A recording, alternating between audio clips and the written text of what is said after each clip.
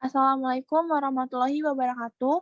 Kami dari kelompok sinyal sistem Rombel 1 akan mempresentasikan laporan hasil proyek kami. Next. Anggota kelompok kami yang pertama yaitu Asep Permanda, 2 Hananaili Syifa, 3 Imam Khairul Akbar, 4 Andika Prasetyo, dan 5 saya sendiri Danas Fatini Tias. Next. Kami di sini akan menjelaskan tentang sistem segmentasi citra menggunakan metode fuzzy logic. Next. Segmentasi merupakan salah satu bagian penting dalam analisis citra.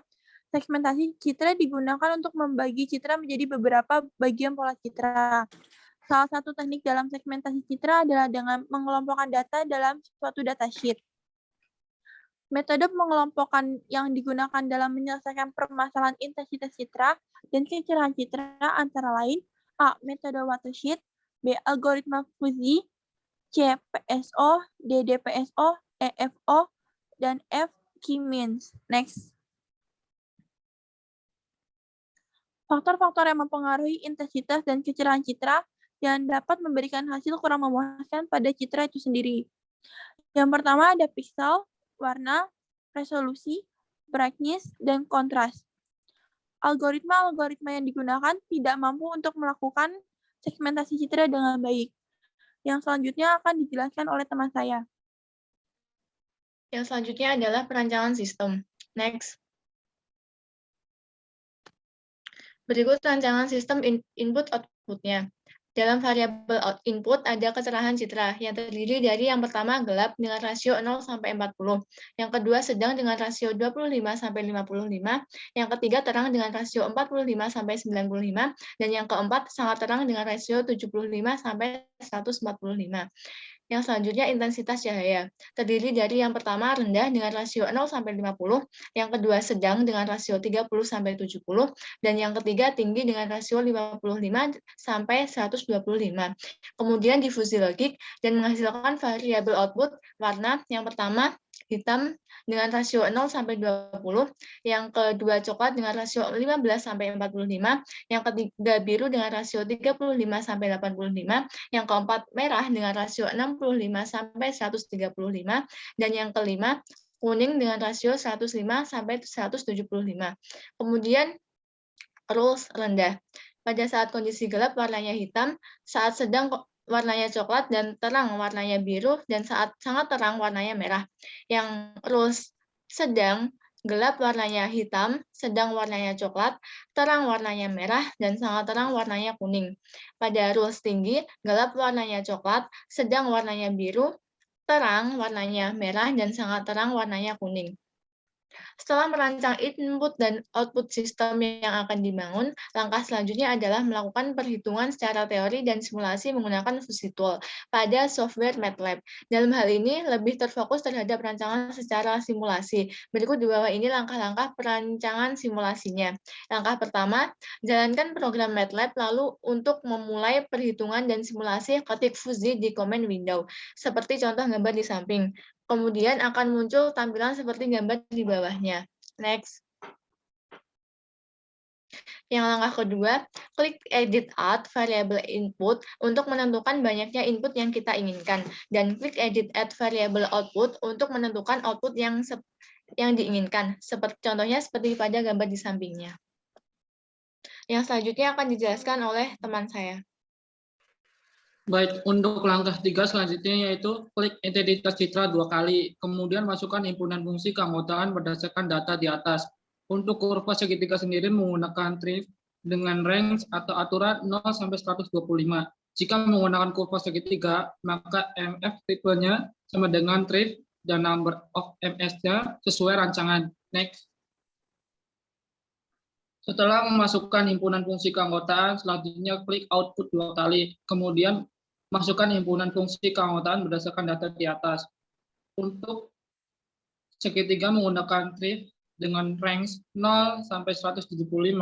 Selanjutnya untuk menambahkan inputan di membership function editor, klik edit MS. Next. Pada langkah 5, Setelah selesai memasukkan variabel input dan output, tahap selanjutnya adalah membuat aturan-aturan sesuai rancangan. Klik edit rules dan tulis aturan berdasarkan input dan output yang dibuat. Akan dijelaskan oleh teman saya. Setelah selesai masukkan variabel input dan output, tahap selanjutnya adalah membuat aturan-aturan sesuai dengan rancangan.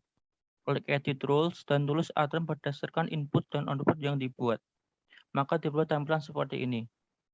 Next.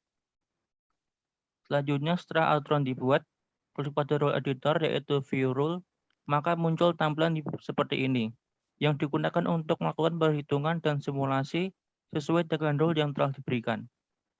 Next. Langkah terakhir adalah menyimpan file sistem fungsi yang telah dibuat. Klik File, Export to File, tampilannya akan seperti di bawah ini. Selanjutnya akan dijelaskan oleh teman saya. Setelah merancang simulasi FujiTool pada software MATLAB, selanjutnya kita akan mendesain tampilan simulasinya. Untuk mendesain tampilan simulasinya, kita akan menggunakan GUI.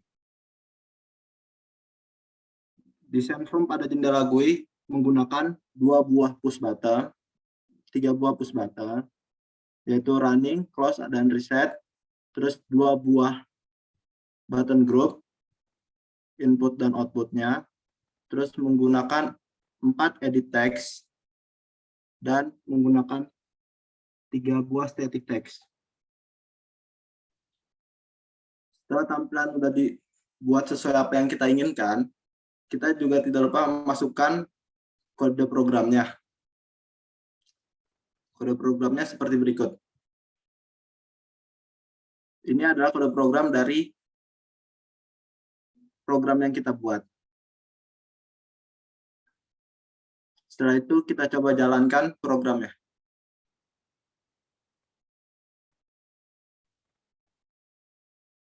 Ini adalah tampilan dari desain yang tadi kita buat menggunakan GUI-nya. Kita coba masukkan nilai keterangan citranya 60 dan intensitas citranya 70. Sehingga akan menghasilkan output merah.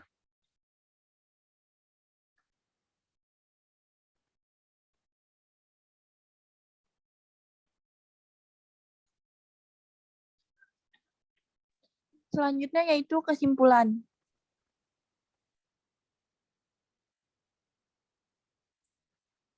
Hasil perancangan untuk aplikasi pengenalan warna dapat berjalan dengan baik. Hasil simulasi sangat memudahkan pengguna dalam menganalisis warna secara tepat dan cepat berdasarkan hasil uji coba yang berulang kali. Keakuratan sudah sangat tinggi sesuai dengan yang seharusnya. Software ini dapat digunakan untuk menganalisis pola warna dalam citra maupun ketika programming menentukan warna.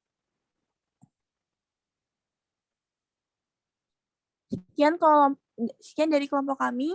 Terima kasih. Mohon maaf apabila terdapat kesalahan. Wassalamualaikum warahmatullahi wabarakatuh.